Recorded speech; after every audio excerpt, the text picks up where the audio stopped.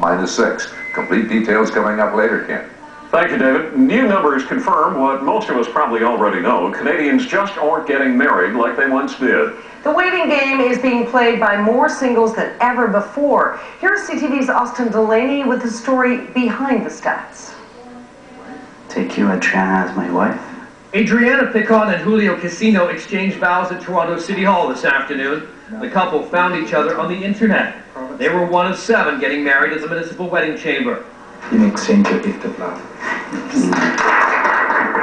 But according to Statistics Canada, for every 1,000 people in this country, there were only 5 marriages in 2003. That's about half the rate of the 1940s, which peaked at 11 per 1,000. We've been living together for 2.5 years now. StatsCan reports today there is nothing unusual about Blake Kenwell and Harriet Boo. They plan to marry this weekend, but more and more couples now live together and then tie the knot. We've gone through all the fights now.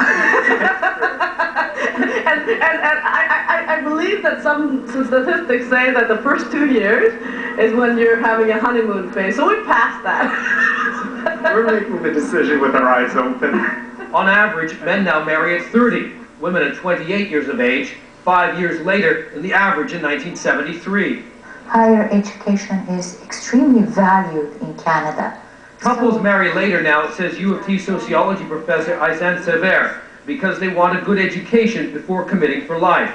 But she also says, sooner or later, eventually, most people in North American population do get married. At some time in their lives, she says, 95% of Canadians will have been married at least once. Austin, what about people who have already been in a marriage and are now divorced? Do they get remarried? Well, the professor tells me it often depends on the age of the person. The younger the divorced people tend to remarry, but older Canadians who have become disillusioned with marriage are more likely to meet someone and remain in a common law relationship. Thanks, Austin. Well, it's not very common.